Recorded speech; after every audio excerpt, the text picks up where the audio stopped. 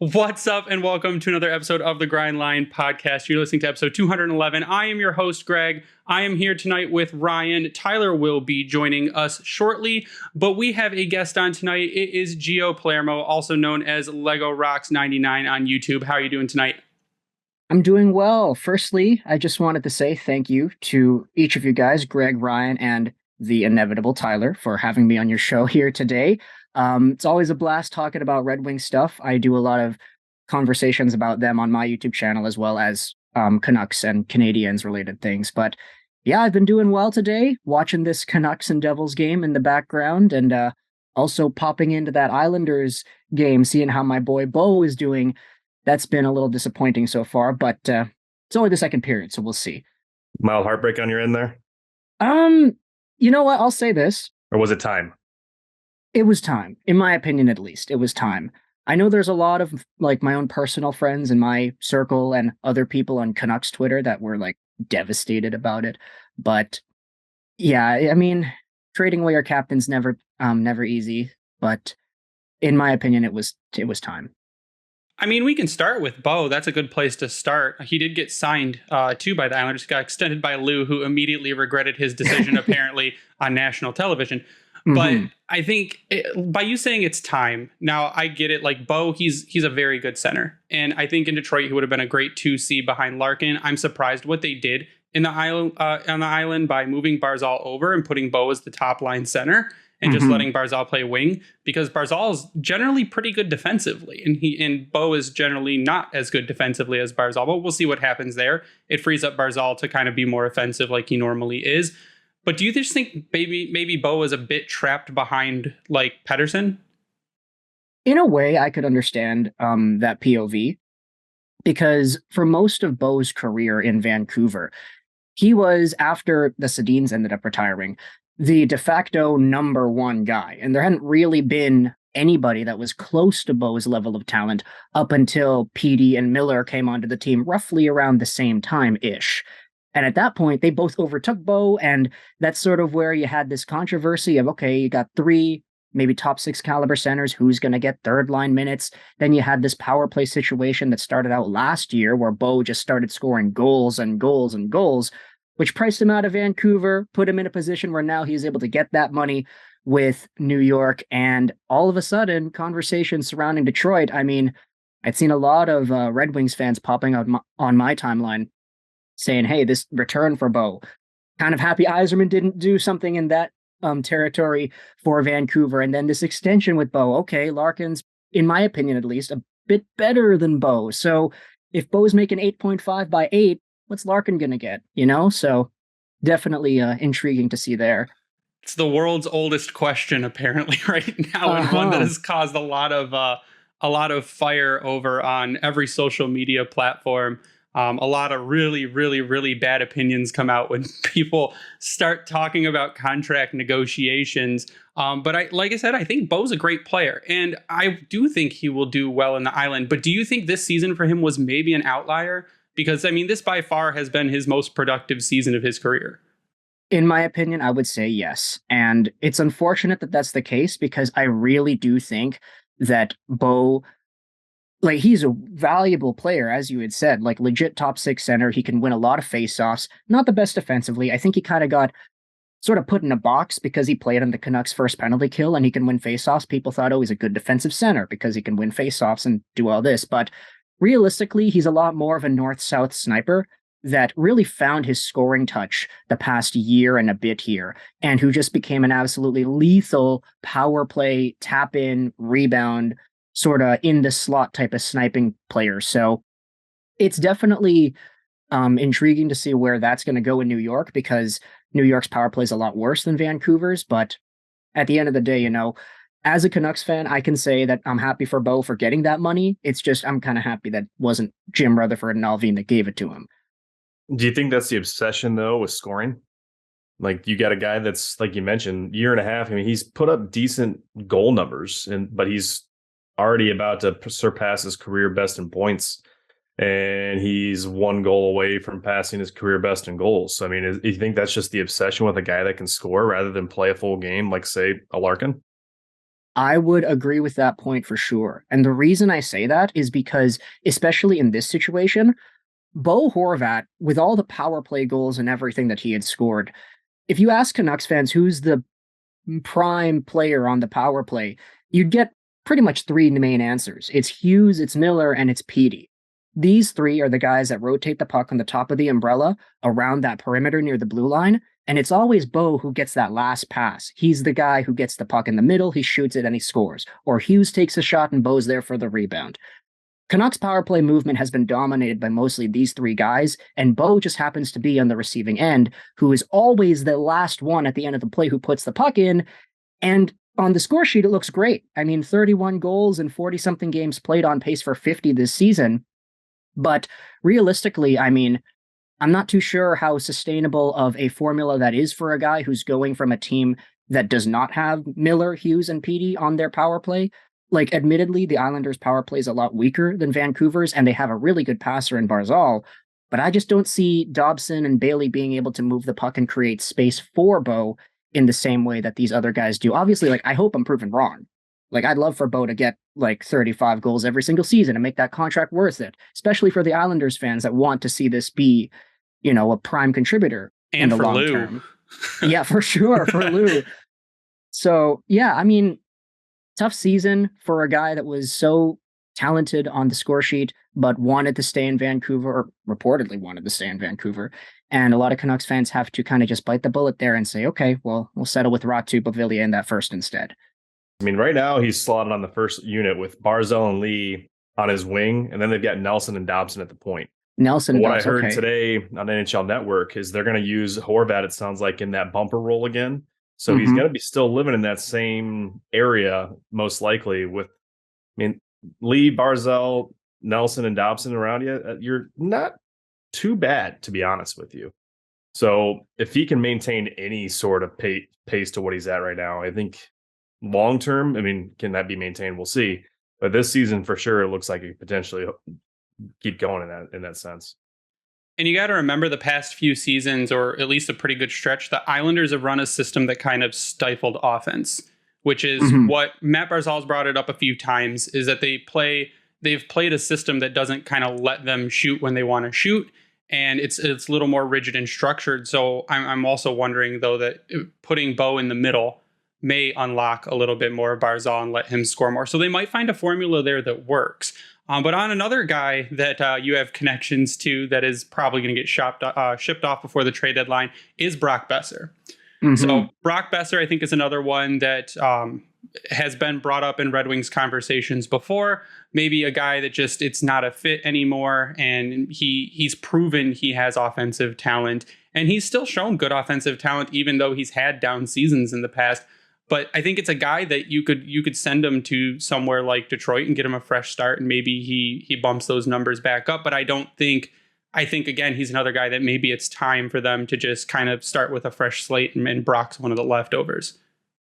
Yeah, I mean, Brock has always been the biggest what if in Canucks lore the past few years, because I think a lot of people know, but in Brock's rookie season, he was on pace to getting like 35 goals and 70 points or whatever, until Cal Clutterbuck reverse hit him into the open bench and sidelined him for the rest of the year. Brock never really got his speed back after that. His wrist had a whole bunch of surgeries and problems with it over the next few years, and he's never really been that same American sniper that we all saw him as in his rookie year. But as you had said, despite the fact that Brock, I kind of feel like he gets like potentially an unwarranted amount of hate from the Canucks fan base that sees his rookie numbers and his highlights from that year and say, oh, why are you not as good anymore? But he is still quietly one of the more potent offensive guys on this team. He's a lot better playmaker now than he had been before. He's a lot better on the boards now than he had been before. Unfortunately, as I said, his speed hasn't caught up to what he has done in the past. But this is a player who, with all the expectations and the pressure and all the stuff that he said himself about how he feels, he's going to score 30 goals this year, only for him to be on pace for only like 19. I feel like there would be an appropriate time frame in today's market to potentially see a fit somewhere else if anything is on the table there. Yeah, to your playmaking point, he is 2 assists away of tying his assists for last season at 23 and 71. He's got 21 assists in 41 games right now. And he's only 15 points away from hitting the 46 he hit in 71 last season. So he's having an improved year. I mean, his plus minus is down, but I don't like looking at plus minus because when the team is bad, so is the plus minus normally for everyone. But his time on ice is also down about 2 minutes a night. So with less ice time, he is actually on pace to beat last season's totals. Not in goals, maybe, because he had 23, but definitely in assists.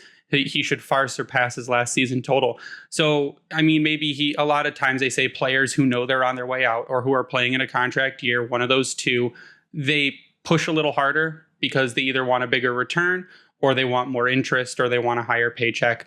So that could be a situation there. And I think, I mean, right now, the Wings, if you're going to put Boeser in a top 6 role, and if the Vrana stuff is true, which we'll talk about a little later, you're going to be looking for kind of a fill-in for that. And I think someone like Boeser could help because, again, it could be a change of scenery thing too, which is, I think, what Filip Zadina has needed forever unless he can turn it around. So we'll see what happens there too. Yeah, I mean, and for Brock, I think one of the bigger things that comes up with Canucks conversations, because if you read Canucks Twitter, I don't know if you guys spend too much time in those trenches, but if you read a lot of Canucks Twitter, you'll probably think that Brock Boeser's having a bad year, really bad year, based off of how Canucks fans talk about him. But admittedly, his numbers are pretty okay.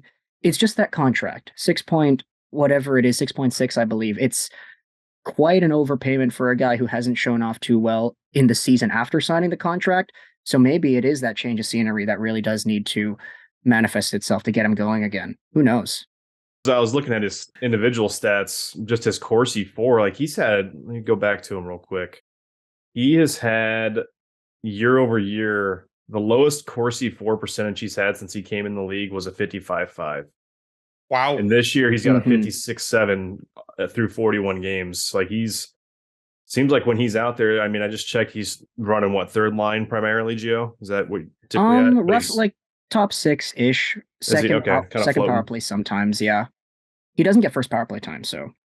Really? Wow. So, I mean, it's for a guy that's fringe middle 6, or I shouldn't say fringe, but middle 6 typically, he's out there helping drive play. It's just not necessarily happening. But you could also attribute that to what Vancouver has done as a whole this season, and the fact that they're now looking for a potential yard sale that could speak to that. So, I mean, I've kind of wanted the Wings to go after Boeser and do the old infamous RFA tag, but it's never gonna never happens for whatever reason. So, not franchise tag. That's football. Get out of football, Ryan. Sorry, but you see what I'm getting towards. Like he would be a great a righty right. You're winger. Talking about offer sheet. Offer sheet, thank you. You could argue a younger version of Perron if you brought him in under his wing for a year or two, get him just completely reset. Be fantastic. Will it happen? I don't know. Yeah, I could see it happening, but again, I didn't see Bo going to the island. But what would be the cost? That's another thing is what the cost would be. So does his contract, because you mentioned it's a 6.65, I think is what I just saw on Cap Friendly. Yeah, like a team like Detroit could make that happen if it could be a true hockey trade. So that's where if you say as Zadina goes back, now you're still only leveling out at what, $5 million as your break even point roughly. Does Vancouver throw a pick and Tyler Bertuzzi goes back? Because Vancouver says they're not rebuilding. They said they are retooling. Yeah, they say they're not rebuilding, though everything's on the table except for apparently Elias Pettersson. So they're not rebuilding. But if a Bertuzzi could go back and you could take a Boeser and a pick, then that would make sense in some world. Do you even have to worry about getting a pick back in that scenario, though? Because Bert's on an expiring contract. And unless you've got guaranteed, like it would end up being maybe Detroit having to throw in like a third or something like that to maybe sweeten the deal. Maybe not. Actually, that could almost be a true hockey trade right there. You know what's really interesting? You guys are talking about all this stuff with like Bertuzzi and everything. In my opinion, if the Canucks can get anything of like actual value beyond the third round, I'm kind of howling at the moon over there, because I think I'm not sure if it was Pagnotta or it might have been Dhaliwal. It was somebody on Twitter the other day talked about how Boeser's apparent trade value is so low, quote unquote, that the Canucks might not even be able to get more than just a third for him. One of the insiders went out there and said that apparently that's the cost for a 6.6 AAV deal, bringing down a guy whose expectations are, let's just say, a lot higher than what he's done the past little while. So I don't know. It's an interesting conversation for sure. That'd be wild if that's all you got for a guy getting 6.6 million. You only got a third, maybe a fourth round pick. Yeah, but you got to remember, cap right now is tight, and it's only going up by $1 million in the offseason. Yeah, he'd have to be like one of those 3-team deal type trades for that one to work. Then that's what we talked about with even Bert trying to trade that contract off, if that came to it. Well, I know a contract we are definitely not trading off, and if someone is telling me that we're going to trade this contract off one more time, and that is Dylan Larkin, and Dylan Larkin. Everyone now and forever, and the media was so nice they didn't ask him about his contract forever and ever, and now it seems like every interview he does, someone asks about it ever since Biz opened his mouth. So Dylan Larkin was what I will call him the MVP of the All-Star Game, because he probably should have been without the Florida bias. 5 goals, 1 assist, 6 points through 2 games, a hat trick in game 2. The only player on the ice to back check. Like, it was beautiful. You beat me to it. It was beautiful what Dylan Larkin was doing out there. Granted, the goalies don't try very hard because they don't want to. They don't want to pull a groin there. Yeah, they were starting to get into it though. As that went on in each game, that the goalie, the intensity in every game, I felt like got more and more, especially in the second period. They didn't want to be embarrassed. Yeah. Is Hellebuck's 5-hole really that bad? That was interesting. 2 5-hole, almost identical 5-hole shots on Hellebuck, but Larkin looked great. I was more worried about if he had a cup on. Larkin looked great, and he riled up Leafs Twitter by saying something about it was fun being out there with Mitch Marner. So then Leafs Twitter went out there and said they need to get Dylan Larkin, and now apparently every single fan base wants Dylan Larkin because Boston's talking about getting him. That's a thing. Apparently last season Boston had tried seeing what they would want for Dylan Larkin, and that's coming back around now. So every single fan base, I know Columbus has talked about it. I know that the Flames fan base has talked about it. Everyone now is talking about bringing Dylan Larkin in, but I still don't think he's going anywhere. Elliot Friedman today on 32 Thoughts, to paraphrase him because I didn't want to do a 12-tweet thread, he says he truly believes Larkin wants to be in Detroit and is coming to the realization that to stay in Detroit, he'll have to take less than others would give him on the open market. He could easily make more AAV outside of Detroit, but still Larkin would rather play for Detroit than any other team in the league. He goes on to say that the points don't matter. The market dictates the price. There is value in both offense and defense, and his strong two-way game gives Detroit the chance to win. And I agree with all the points. And the one I agree with, I mean, I'll agree with it. I think he needs to take a little cut to stay in Detroit just because that's the way Yzerman runs his team. Mm-hmm. But he's not going to take $7.5 million. He's not going to take $8 million. And I think with Bo's 8 by 8.5, if Larkin came in at 8.75 for 8 years, I think that's a deal right there. Because that 8.5, and even Max Bultman said, because Larkin's a better player, you would think that at that point, he's then worth that 9 if Bo got that 8.5. So I think if they come in at an 8.75, I think that's a deal for both parties. Yeah, that's very fair. I mean, I'll ask you guys this because I hadn't been too caught up on a lot of the conversations there. Was there any, I know Yzerman is a vault, but has there been any sort of indication as to what the Red Wings ceiling is in that respect? Like maybe 8.2 or an 8.5 or an 8 flat? The rumor that came out was Yzerman's line, quote unquote, was 8, where Larkin's line, or I shouldn't say that was the line. Yzerman in camp apparently were at 8 million. Larkin was at 9.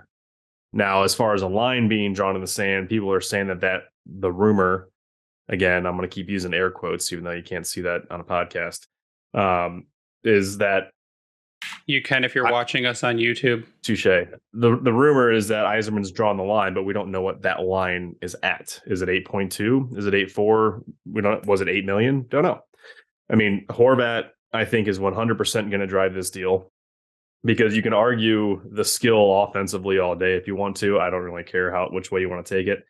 Larkin's a playmaker through and through. Horvat's a goal scorer. Okay, it's a wash if you want to call it that. But defensively is where, again, Larkin elevates to that next level of a full two-way center where he can be that fringe 1-2 on a top tier team. And he can fill in for a team like that. I hate it because they're talking about the trade scenarios today on NHL Network as well, how he'd be a quote unquote great fit in Colorado. You put him in that top 6 and you're just like, oh my God, the potential could be unlocked to no end. So that's where you're like, what is that value actually at? And Greg, I think that's the most appropriate would be 8.75-ish. I know before the season started, I think we all predicted between like 9.1 and 9.4, because we're hoping for the fact that he'd be at a point per game. He's just south of that right now. I partly blame that he wasn't fully healthy, but at the same time, they just have struggled more than I think we anticipated. And they've lost top 6 wingers for a majority of the season. Injuries haven't helped them. So I don't know. I mean, it's all subjective at this point, and people are just like, oh, he shouldn't be getting paid that much. I'm like, well, who else are you going to pay? I'm not saying that you need to just go out and throw money at somebody. It'd be great if we could go do that at some top tier player that can score goals, but you also have to keep it realistic that the fact that he's 26 years old, he's one of the top, arguably, two-way centers in hockey because of what he can bring defensively, and he's also decent in the faceoff dot. He's definitely improved there throughout the season. He started rough on that one because of his hand issues, and now he's back up to 54% for the year. So I don't know. I can rant. I'm sorry. I'll pass the torch back. So what's your take on it? What are you giving Dylan Larkin realistically? If you had asked me like at the start of the year, I think the early comparison that people were bringing up was Barzal. Is that correct? Yeah. And his 9.1 or whatever that is in the island. And I kind of felt like Larkin would have been appropriately placed in that position. But of course, things change, seasons evolve as there are more storylines. And as you guys said, the Red Wings have not been, air quotes, as good as they probably were expected to be. And a guy like Larkin being on the front end of that definitely is not getting any help in those contract negotiations because of it. But with this Bo Horvat deal, I kind of feel like at this point, it would sort of have to be a courtesy to give the guy at the very least 8.5. Like, I've always evaluated Larkin as a better just overall player than Horvat. So seeing Bo get that amount of money for the admittedly crazy 50-goal year he's gotten, like, Bo up until this past season was never really in that territory at all, monetary-wise. Like, Canucks fans said, hey, if you got this guy for like $7 million, that'd be a little bit much already. So seeing Larkin just kind of get closer to that ballpark in that 8.5 range, it kind of sketches me out if Yzerman is able to get this done in some sort of an 8.5 or an 8.25 territory. Like, wow, Larkin would be taking a really big cut if that had been the case. And I get it. Hometown guy, grew up in Michigan, played for Michigan University, Red Wings guy through and through. Like, there is a hometown discount element that can be applied here. It's just, subjective opinion says, hey, if he gets an extra $500,000 over the next 8 years, that's $4 million in the bank by the time this is over. So it's a lot of money, and I'm not too sure where it's going to go from there. My guess is as good as yours. Yeah, and even what Lou said is he made the same thing, the same comment. And I'm guessing there had been news that Bo Horvat's camp was not allowed to talk to anyone else about an extension before a trade. Mm-hmm. And Lou made the comment because when they were asked about the contract, he said it's too long and it's too much money. But that makes me think that Lou knew that there were other offers out there for more money from other teams on an extension. And that if he didn't sign that contract, then Bo was leaving in the offseason.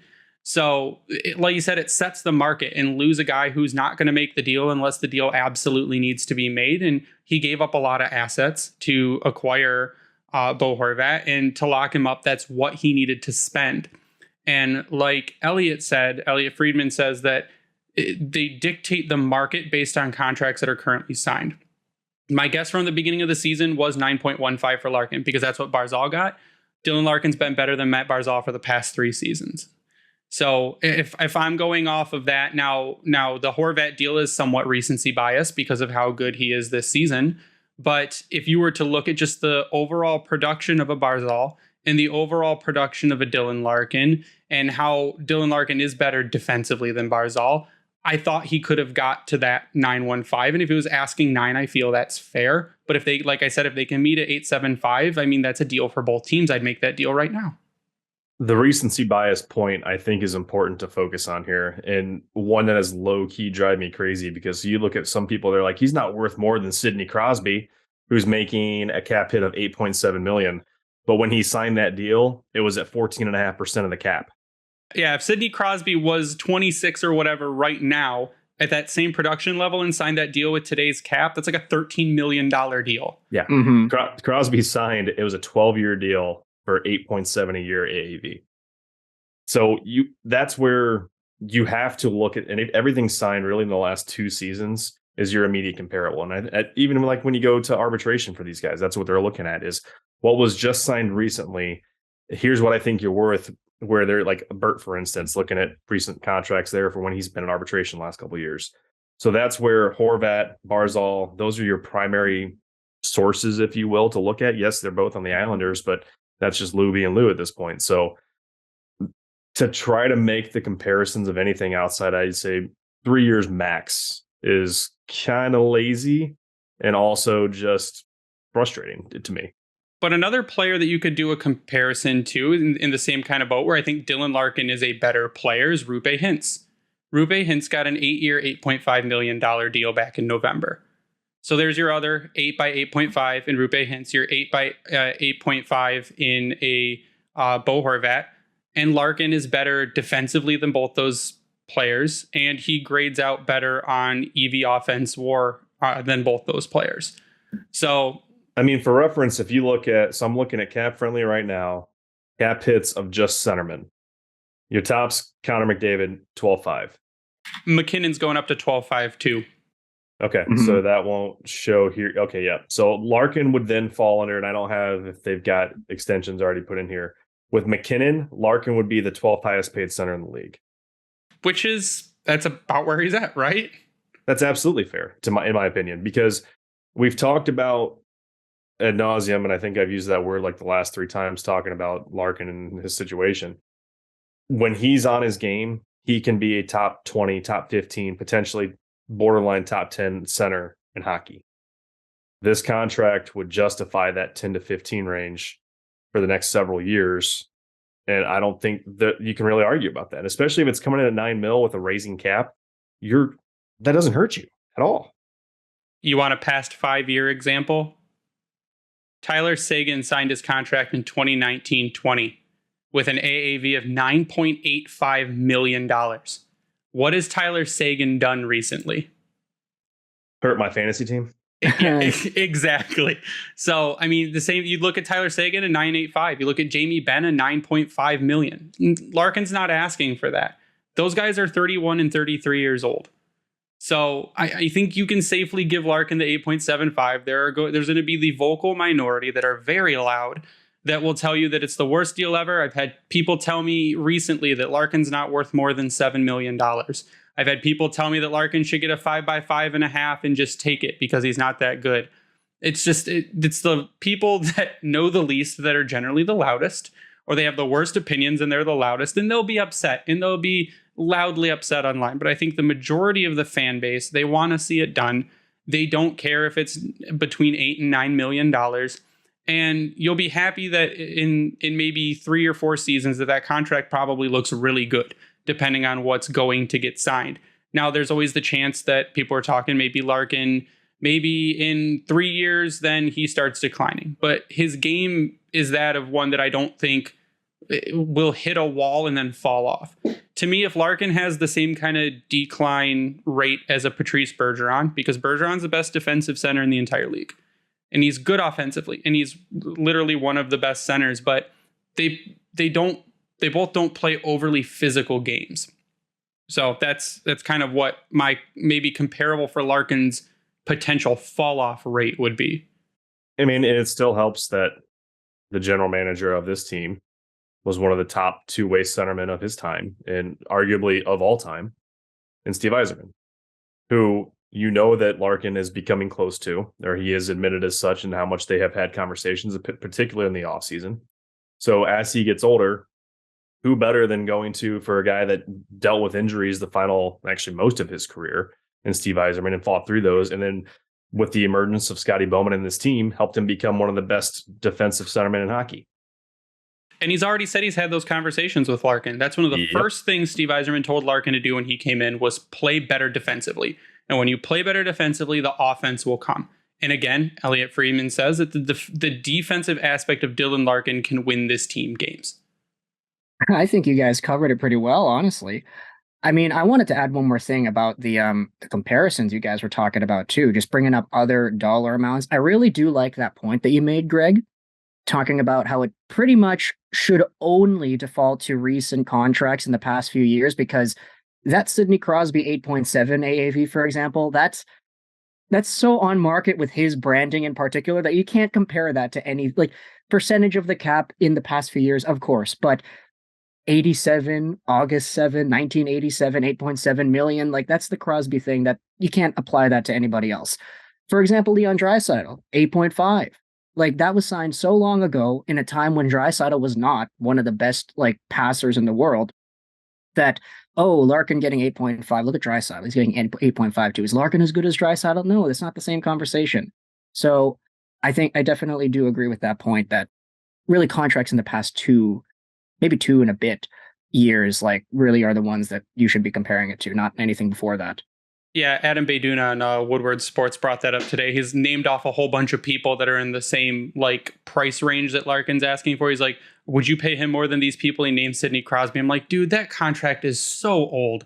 There is no way you can. He was drafted and instantly made the face of the NHL. He was going to get that contract and that money no matter what. And back then, that was a ton of money.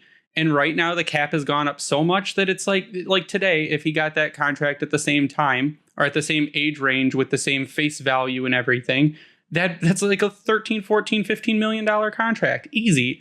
So they're not comparable. So push your recency bias aside. Push your apparently people over 50 hate Dylan Larkin. And that's generalizing a little bit, but it's been a running theme. And it's just that's what it's been recently. And they call him a baby and say he's not that good. And they only point to goals and assists. And they say all the other stats don't mean anything. And it's going to keep going until he's signed. And then hopefully everyone stops. And I know they won't, but that is my hope. No, they won't because he'll go on like a 2 or 3 game pointless streak and they'll be like, oh, he's not worth shit. It won't be fun. NBA fans, it's time to bring the hoops action to the palm of your hand with DraftKings Sportsbook, an official sports betting partner of the NBA. This week, new customers can bet $5 and win $200 in free bets instantly. Plus, for a limited time, all new and existing customers can get a no-sweat same-game parlay every day. Go to DraftKings Sportsbook app today, opt in, and place a same-game parlay on any NBA team, and if it doesn't hit, you'll get a free bet back. Download the app now and sign up with code THPN. New customers can bet $5 on the NBA and get $200 in free bets instantly. Only at DraftKings Sportsbook, an official sports betting partner of the NBA with code THPN. Minimum age and eligibility restrictions apply. Void in Ohio. See show notes for details. This time of year, everyone's talking about making big changes, which is well and good, but most of the time pretty unrealistic. I've actually found the smallest changes to your routine can make the biggest impact. In the same way, you don't have to break the bank to make a big deal purchase. Even the smallest things can be part of a big change if something you use every day, like my Raycons.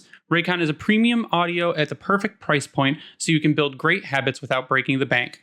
Whether you're looking for a pair of everyday earbuds, low latency gaming headphones, or a speaker with a battery that will last all night into your next party, Raycon's got you covered. And yep, Raycons start at half the price of other premium audio brands, so you don't even have to choose between products. You can get one of each or a pair and a spare and still pay less than what you would with some other guys. That way you can keep one pair in your bag, one pair in your bedroom, one pair in your car, and you're still paying less than other premium brands on the market.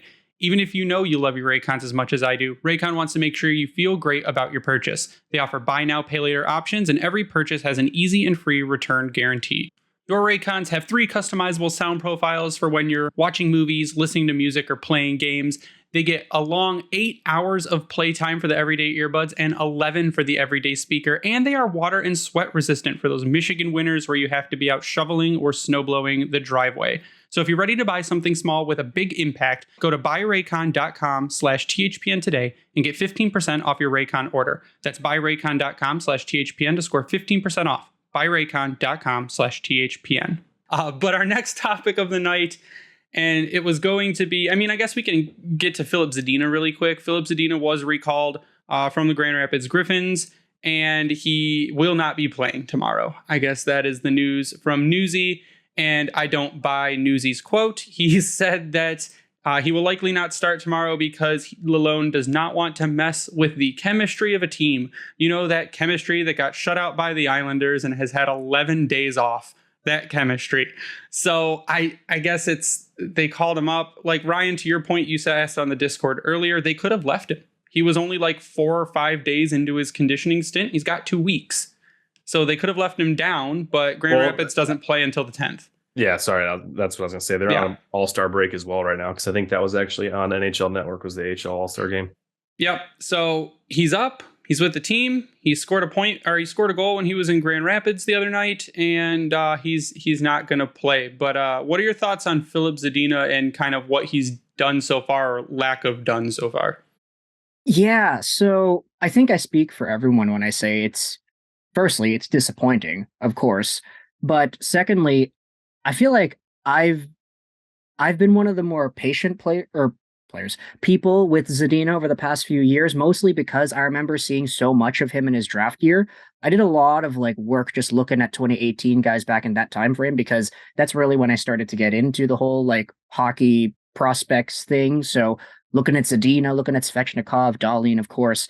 And Zadina always struck me as that perimeter sniper who could just walk in and find the back of the net, pinpoint accurate shot, and he showed that off at the World Juniors.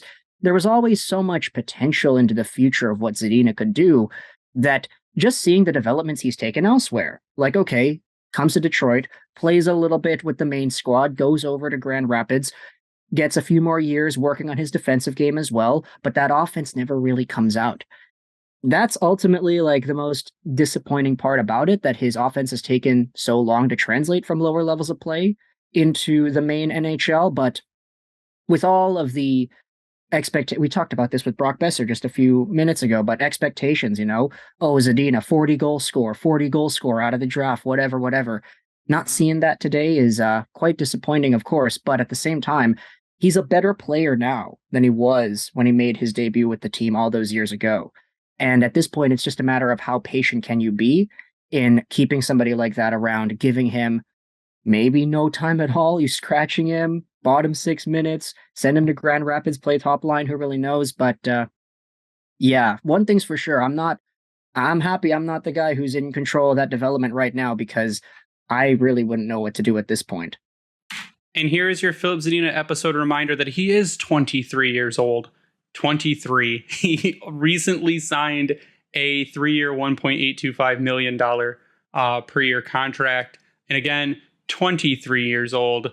And this would have been, I believe, his first, or was it last season, his first full NHL season, not bouncing between Grand Rapids and Detroit. And no pandemic. And no weird pandemic year. And no Jeff Blashill not giving him consistent line time and consistent way to build chemistry or anything. So it does suck. I mean, when Zadina flies down the ice, because he has great possession numbers, he can get the puck, he can retrieve it, he can control it, and then he can shoot it directly into the logo on the middle of the goalie's chest. And what it has to be is Zadina learning how to pick corners. He can't do the OV office. He's tried standing in one spot and shooting, and it doesn't work. He needs to be able to find that open ice, and that's the one thing that he's kind of struggled with. He has no problem protecting the puck. He has no problem controlling the puck or driving the play. It's getting open and shooting, because his shot's fast and it can be placed well, but it seems like every time he grips too hard, he slightly panics and he shoots it right at the goalie. And it's not helping him. There's no time, it seems, to set himself up, which I know it's NHL. The thing you always hear is that there's very little time to get things accomplished. But I feel like sometimes, more often than not, he's eliminating that on himself rather than a defensive player's eliminating that on him. And you look at 1920 and 2021 seasons combined, he had 77 games for 34 points. 21-22, he had 24 points for 74 games. And then going into this season, hasn't even recorded a point in 9 games and started the season as a healthy scratch. So at this point, I know he's 23, But for a guy that came into the league saying, I'm here to put pucks in net and make everyone regret that didn't draft me, like feel my wrath at this point. If he would have just shut his mouth, right, Ryan? Basically, if he had those things not been said, that he was going to go to Montreal and just eat them up with goals, we'd probably be having a little bit of a different conversation. We'd probably be upset that for being a number 6 overall pick, that he's not really producing at a level you would expect, especially for Gio, as you mentioned. He was a scoring dynamic beast, more or less. Mm-hmm. And now we hear that he's recalled on his conditioning stint, but he's not going to be in the roster. I don't know if that's because, I mean, I know, Greg, you mentioned the team dynamic, but chemistry. I'm going to go ahead and call bullshit, because they had the exact same roster to start the season minus Vrana, and he wasn't playing then either. So is it the team dynamic and chemistry, or is it that he's good enough, but not good enough, meaning he was better than Ernie, who got waived for his presence to be able to come back? Or is it because there is still something that they see in him, being 23 years old? There is offensive potential. We've seen how much more his defensive play has increased over the last 2 seasons, but in particular since Yzerman came back, I should say. So is it just putting it all together? I don't know, but the guy has to start putting up points. That's what he's there for, because what he does defensively doesn't make up enough for what he is not doing offensively. Now, to clarify the timeline here, because this was all real confusing, when the All-Star break started, Berggren was waived to go to Grand Rapids. Paper transaction. He went on vacation. Sent down, not waived. Let's put that one out there. Well, he's waiver exempt, so he was sent to the AHL. Then Filip Zadina was put on his conditioning stint. So he was still on the roster at that time. So Berggren was waived or sent down so that Zadina could be taken off of IR and put on his conditioning stint. Adam Ernie was then waived so that Berggren could come back because Zadina was already on the roster. So that was kind of like the timeline of events that everyone was confused by online. So that's what had to happen, because this whole time Zadina's been on the roster. He was on the roster as soon as Berggren was assigned to Grand Rapids so that he could come off of IR. True. And when you are put on conditioning, you're still on the roster. So he was able to do his conditioning. And then for Berggren to come back, we needed a roster spot. So Adam Ernie was waived, and then today was assigned to the Grand Rapids Griffins. So that is the timeline in a nutshell. The other player, though, that has not been brought back, and there has been some disheartening news that has come out recently, is Jakub Vrana. So in the past 7 games in Grand Rapids, Vrana has 8 points. He had a 2-goal game the other night. He looks like he's getting it all together. The head is matching the hands. He's skating. He's scoring goals. He's having fun. The big thing, I think, is his reaction to scoring has been phenomenal. He scores a goal. He's super happy and over the top. It's not like he scored it and it's whatever. Mm-hmm. He's happy to do it. He's in that headspace where hockey is fun, which is where you want him to be. But first reported by Nick Alberga, who is a podcast host for Leafs podcast and SB Nation podcast. For those waiting on Jakub Vrana recall, don't hold your breath. Well, anything's possible. He's hearing it is highly likely that he's played his final game with Detroit. Likeliest scenarios are trade or off-season buyout. And then Dave Pagnotta at Fourth Period on Twitter quote tweeted it and said, Nick's info here on Vrana echoes what I've been told about the situation. Very unlikely Vrana rejoins the big club this year, and the Wings are intent on moving him one way or another this offseason. He has 1 year left at $5.25 million. I would not be happy with a buyout. I mean, it doesn't make sense to buy it out and then extend it by another year at half the cap hit. To me, if you can find, I don't think they would have any problem finding a trade partner because it looks like he's getting his game back. But I want to know, and I'm never going to know, but I want to know where the disconnect is, because your team lacks offense. And this is a guy who was one of the best 5v5 offensive players behind Austin Matthews, like literally the second since 2020-21. And now he seems to have gotten his head on, unless he hasn't. But he seems to be scoring more and getting back to his offensive form, but they're not bringing him back. And I ran a poll, and overwhelmingly people think he's going to be brought back, but then stuff like this comes out and it seems like he's not. So Gio, what's your take on Jakub Vrana? Man, when it comes to Vrana, ever since watching him in Washington, he was always as we all kind of know, goal scorer. He could put in the back of the net and he was good at it. His 5v5 play was underrated to the point where, as you said, one of the best players in the league just behind Matthews. And realistically, I mean, when it comes to him and his path for this season, players assistance program, getting brought back, getting waived, clearing, spending some time in Grand Rapids, and now having this be the sort of story coming out of Panyota and all those other sources, it's really difficult to try to talk about it, in my opinion, just because there's so much that I feel that's going on behind the scenes that we don't know about. Because realistically, there is no rational reason for this to be the case, right? Like, from the perspective of somebody who's just reading a newspaper or whatever, oh, he's a good goal scorer. He's getting his head back on. He's scoring. He looks like he's having fun doing it. And the Red Wings could probably use somebody like that added onto their team, especially, I mean, he's got that cap hit. Why not make use of it? So there's got to be something else that we don't know about, that in which I don't want to potentially speculate, whether or not that's like Yzerman, an internal thing, how they view Vrana or how Vrana views the team itself. There was that rumor the other day about how he might potentially go back to Sweden in the next little while, how he's got like, I think 9 days to decide that or whatever. And so this situation is so bizarre that it's really tough for me to talk about, honestly. Like, we can't really do anything aside from just looking at what's happening in front of our eyes and just hoping that it all ends well. Like, I want to see him on the Red Wings again, but if it's not going to happen, I mean, there's probably an explanation why that we're not going to learn about for a while, in my opinion. Does that make sense, do you think? No, it does make sense. And it's interesting, though, that a lot of these comments have come out after the Swedish tabloid newspaper report saying that he could end up going to Sweden. And now you've got a couple talking heads saying that he's never going to play in Detroit again. So it's, and I shouldn't say talking heads, that's kind of not probably appropriate for who is actually mentioning it, because it's guys that are well connected within hockey at a much higher level than we are. And Pagnotta being one of the most big insiders that you can talk about. So, but it is frustrating because they say, from what I'm hearing in my sources, when it's days removed, if that, from the Swedish report.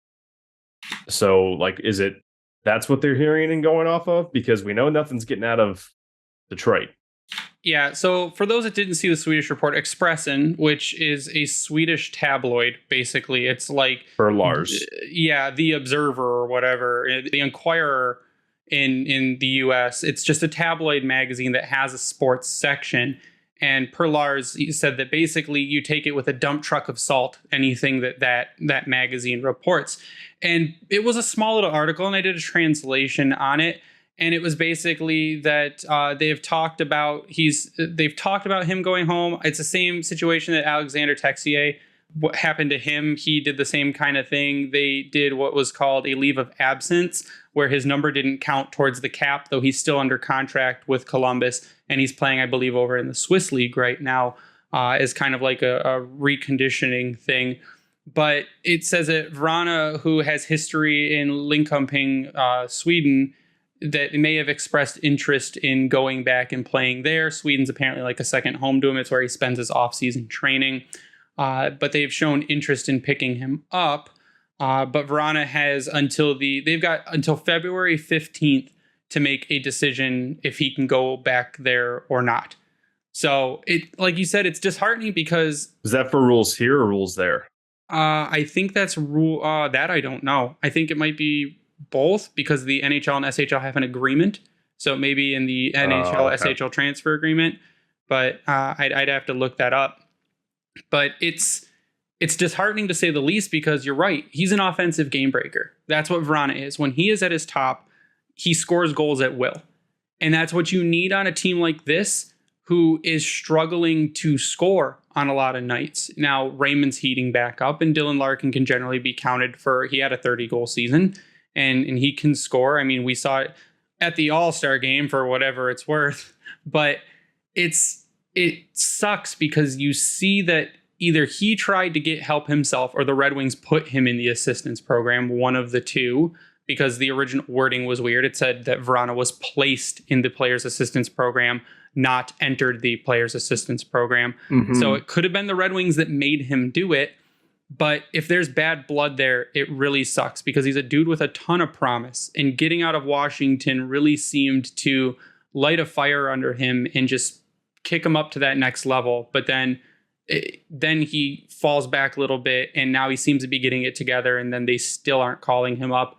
And then these rumors come out. It just sucks because it's what the Red Wings need, and they have it without having to give up anything for it. And that's the thing. They need something like him. In order to get another Vrana, you're going to have to give up assets, and it's going to suck. Speaking of which, I do find it, I don't know if it's like, if funny is the right word to use, but it's fine. It's kind of coincidental, I think, just seeing how at this same time, like just a few weeks ago, we saw out of the Washington Capitals, Anthony Mantha getting scratched as well. So the return. Yeah, right. It's very like the timeline of that matching up with this Vrana situation. Very ironic indeed. But I don't know if that's some sort of like maybe antidote to thinking about this. Oh, at the very least, the guy that we traded away for Vrana is like also having his own struggles as well. But of course, that's inhumane way of looking at it. But I don't know, man. At the end of the day, Vrana is indeed one of the guys that I was really high on heading into this year in particular. So just seeing this, and that's the right word to use, disheartening for sure. And at the end of the day, we got Sebastian Cossa as well. That's the other thing that we also got in that trade. Ryan, which people confused. Are still bitching about that. Oh, yeah. Well, I'm not going to touch Cossa right now. Guys, leave the very young developing goalie alone. Goalies take forever to develop, and it's so hard going from one You're not allowed league to say to that, another. Greg. It has to be right meow. It's so hard going from juniors to the ECHL, where goalies are basically fired upon at will. And yeah, well, Jesper Wallstedt struggled the beginning of the year for the Iowa Wild. And it'll be really interesting to see what happens in the end. But I think that between the two, and then the articles come out that apparently Wallstedt interviewed with the Red Wings 10 times, and they still went with Cossa. Which credit to Cossa, because he must have had a hell of an interview. So I think that kind of go without saying, really. You just see the interviews with him, and he's the confidence there, or cockiness, I guess it depends on how you want to look at it, is impressive. Yeah, Yzerman went athletic over technical. And I think that Cossa has a higher ceiling than Wallstedt has, but Wallstedt has a higher floor than Cossa.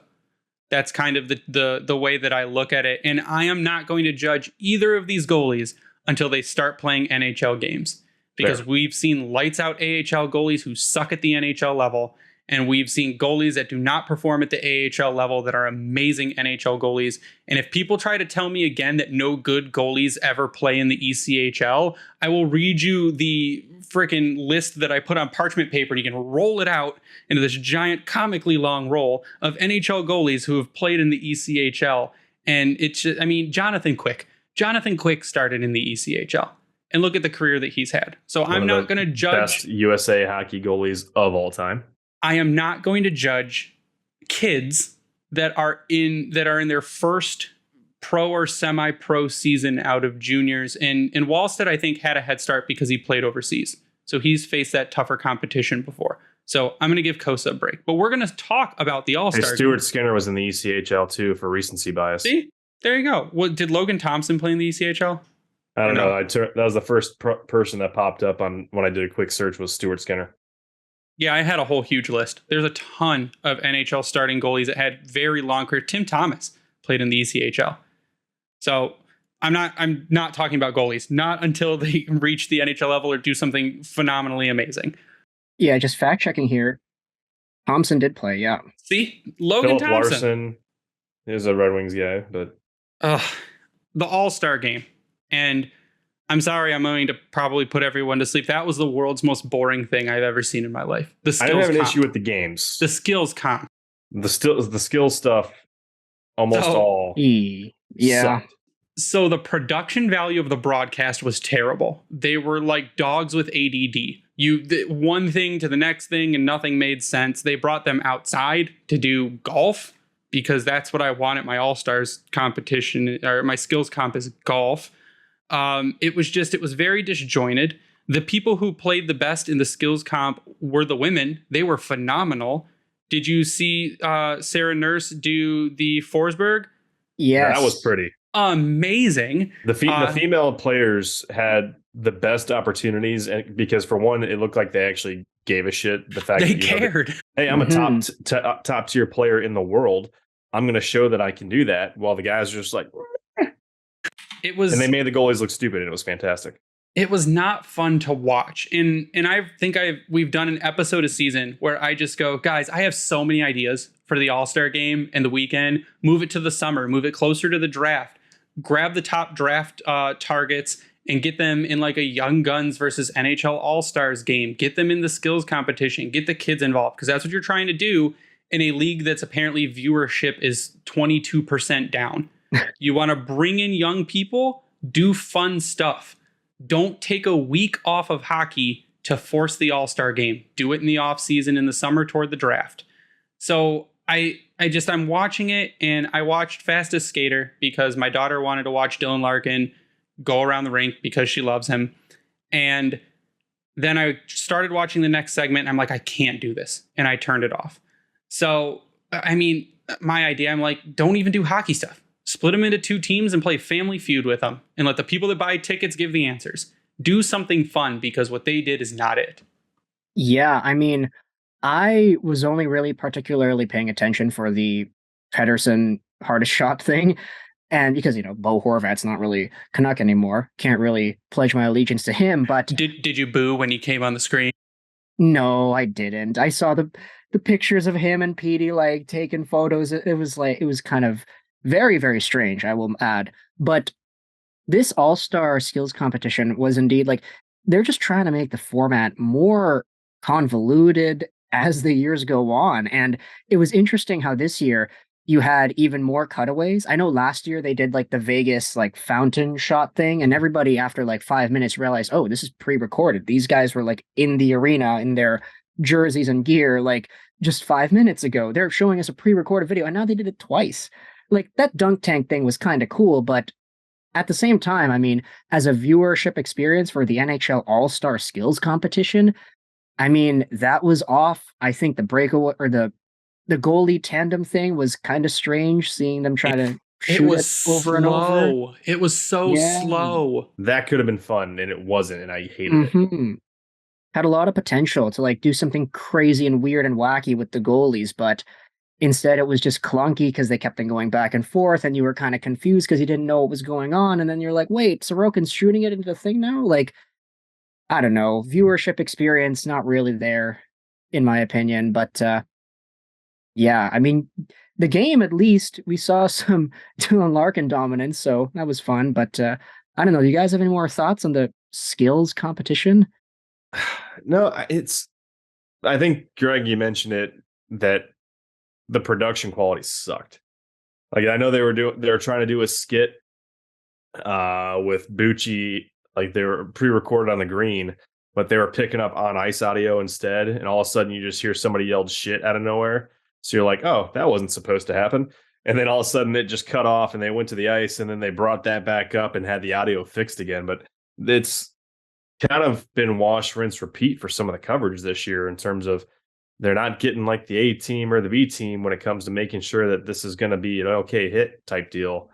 And it didn't help that there was just a lot of, at times, a lack of emotion, it seemed like, from a lot of the players. And I'm not trying to blame them for anything. No. But most hockey players are very boring, Ryan. Yeah, they are. Like, you're not seeing the excitement. Like the NFL Pro Bowl skills competition, that was a great time. There was a lot of fun there. It was intense.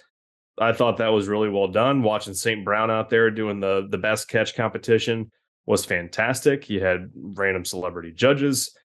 They tried doing some of that stuff, it seemed like, with the NHL piece, but it was just disjointed. It didn't help either that I think to me that it was in Florida, specifically with the Florida Panthers being the host, because you look at their games and half the time it's not that great. And throughout this and the game itself, there was a lot of empty seats again, which blows my mind in a way. But that's probably why they're bringing it back to Toronto in 2 years.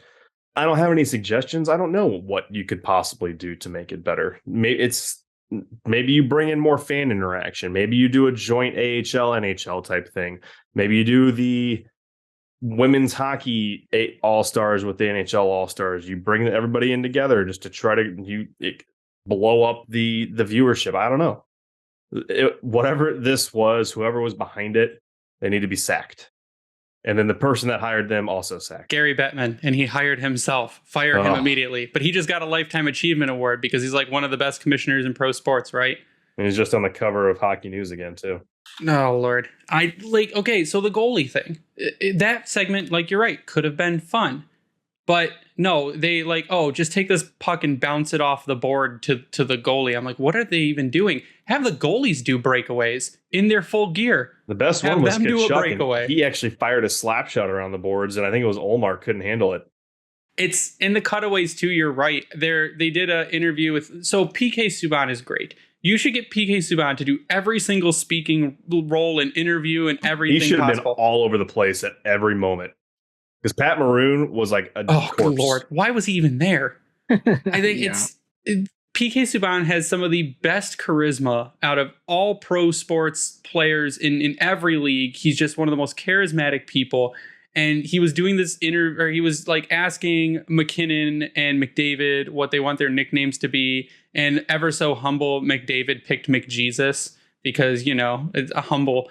And so they show that, and then they cut to the ice, and McDavid's sitting there on the bench. You're like, wait a second, why did they pre-recorded all of this stuff, and because they pre-recorded it, it was just so sloppily put together that it made no sense. So I feel like this is where TNT, I think, is a level above ESPN, which is incredible to me.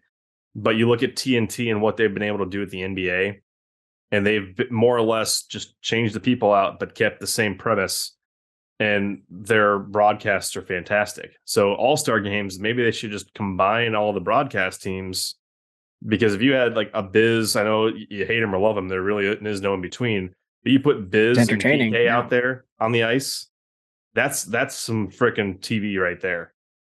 Put Biz in a mullet and have him do karaoke. Everyone will love it. Fantastic. Put him in PK in a mullet and have him out there dancing around, talking, asking questions. That would actually, for one, be funny. Two, they know how these guys are, so they know how they're going to poke them the right way to get some shit out of them and actually get some funny emotion. And three, well, it's anything but what they just did. So exactly. I'll watch the colored bars when there's nothing on air rather than watch that All-Star skills comp. Oh, yeah, I forgot about that. And the other thing, too, you know who else does a really good production? If you've ever watched a football game on Nickelodeon, they are one of the most entertaining things I have ever seen. And they shouldn't be. They should not be entertaining to me, but they are funny. Put the All-Stars competition on Nickelodeon, let them get slimed, do a bunch of crazy, do like a family Double Dare style competition with the players where they've got to like climb through ball pits and pick noses and stuff. Yeah, with their gear on. You can do so much more fun stuff. They could do like American Gladiators with these players, or they could do like, remember Guts, the Nickelodeon show Guts, where they had to do like competitions and climb rocks and stuff. Like, you don't have to have them do the Krog. The aggro crag, yeah. Crag. You don't have to have them do boring hockey stuff that they do literally every year. Like you said, football. Amon-Ra St. Brown was taking passes jumping off trampolines. That was Mike Vick. That was from Mike Vick. Yeah, that was fantastic. Put Wayne Gretzky out there and let him do some stuff. I mean, make it fun because, like I said, that wasn't it. And I think we all share the same sentiment because Twitter was on fire with terrible All-Star Game stuff. And everyone who was there seemed like they had a really good time because when you're there, it's like a party and you're in Florida and you're not in Michigan and it's not 14 degrees.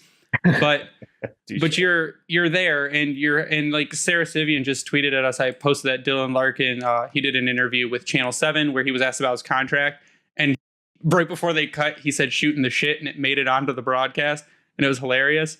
And Siv quote tweets it and she goes, I guess I didn't know he was like cool and funny before covering the All-Star weekend, but he earned my respect after this weekend because they get to see the actual players do their stuff.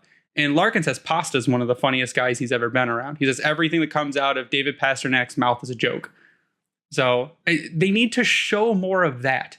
Stop showing the boring stuff and just show the guys messing around. Well, the worst part is I think that almost all the players had mics on over the weekend. Yeah, a lot of them did. As things were going on, they were hardly engaged with them. Yeah, they didn't use it often. I mean, Bo Horvat had a mic the whole game. They only used one line of him talking to Petey at the beginning, and that was it. Yeah, like you look at the MLB All-Star Game, they've got their mid-pitch talking to an outfielder, a guy that's getting ready to hit. They're asking him, what pitch do you think is coming? And he says it, and all of a sudden he's hitting. They obviously get quiet while the pitch is going on. But like stuff like that, while things are happening, you can be talking to the goalie. Now, would the goalie talk? I don't know, but it seems like they don't actually plan anything or do a production meeting until like 3 days before the event happens. It feels so rushed and just sloppy that I don't know. I don't know how they bring it back, but anything that is better than what they just did will actually redeem it. Does that rotate like the playoffs do? What do you mean? Will TNT have the All-Star Game next year, or is it going to stick with ESPN? I don't know, but if ESPN's numbers were terrible, I think they could probably move it, and they should be terrible. So, Ryan, you can check that. But I think that's where we're going to end tonight. And Tyler didn't show up because he texted me and said he was still in traffic. So whatever. Bye, Tyler. Gio, I'm going to let you plug whatever you're going to plug. We give you all the time to do that. Where can people follow you? What should people expect coming up? What do you got? Yeah, so I'm on Twitter at LR99Gaming, but most people know me as Lego Rocks 99. I make YouTube videos talking about hockey in a commentary format. I focus on the Canucks. They're my favorite team. I also talk about a lot of Canadiens and Red Wings topics because they're my second and third favorite teams. And just whatever NHL news pops up, I make 3 videos a day. It's my full-time thing, and it's been a pretty good experience doing that. But that's pretty much it. YouTube, Twitter, that's all I got. But I wanted to say thank you once again to the fine folks over on Grindline over here, Greg, Ryan, and of course Tyler, whom I was not able to meet today, unfortunately. Maybe probably next for time. The best. Probably for the best. Okay, yeah, I don't want to get crushed by those big biceps guns. of his. The Yeah. gun show from Boston. But yeah, no, this was a blast, guys. Really appreciate you having me on here for sure. Yeah, thank you for coming on. I mean, you're welcome on anytime. We'll definitely have you back on again. And we're friends on YouTube now. We're trying to grow our YouTube platform, and it's a lot of work. So we definitely respect you for how much work it takes to put into something like that, because I've spent hours upon hours editing video, and your eyes hurt after a while staring at a screen. But Ryan, I want to get your final thoughts before we sign off. Final thoughts. We're in the second half. We've talked about it quite a bit. This is where things are going to start really mattering for Detroit. And I'm worried, but not worried. I mean, to me, we're where I thought we would be, and that's potentially fighting for the wild card. So they really can't have a fall off like we saw from last season. If they can maintain some level of decency and also, stay healthy, I think it'll help. But it's going to be tight butthole season for the next month as we get toward the trade deadline, because who knows what's going to happen. We might see some guys go. We might see nobody go. I don't think Yzerman can I doubt that. trade anybody, but that's wishful thinking. So we'll see. I don't know. Other than that, Gio, appreciate you coming on. It was fantastic to change things up a little bit and have a nice fresh voice in here. So thank you for giving us that tonight. Yeah, for sure. My pleasure, guys, as always. My final thoughts are going to be just keep a lookout at our Twitter account, because I'm ready for Dylan Larkin contract extension to drop any minute. Now, the D-line, for whatever they're worth, because they pissed me off recently too, but they had tweeted out about 8 hours ago that the word is that Larkin has been finalized and is waiting to finish other deals to be announced. So I don't know what kind of information they have or where they got that from, but they tweeted it and they photoshopped a picture of Dylan Larkin skating around the ice with a bag of money. So we'll see what happens there. But you can follow me online at Bringing the Wing. You can follow the Grindline Podcast online at Grindline Pod. Let me give a shout out to the Hockey Podcast Network at HockeyPodNet on Twitter for hosting us and spreading our podcast around. We also give a shout out to Vintage Detroit, which is the only place you should get your Detroit jerseys from and worked on. The Lynn over there is phenomenal. We'll be doing more work with them here pretty soon with t-shirts and other fun stuff. If you use a promo code Grindline at Howie's Hockey Tape, you will get 10% off your order. If you use that same promo code at Bring Hockey Back, you will get 12% off your order, and you can sub to us on YouTube If you just search Grindline Podcast, we will pop up. You can sub to us. You can hit that notification button. I do little 5-minute videos every now and then when news drops between podcasts if anything fun happens. So you can stay up to date. And you can find our merch on redbubble.com by searching the Grindline. But that is going to do it for us tonight. Again, Gio, thank you so much for coming on. And you stay classy, Hockeytown.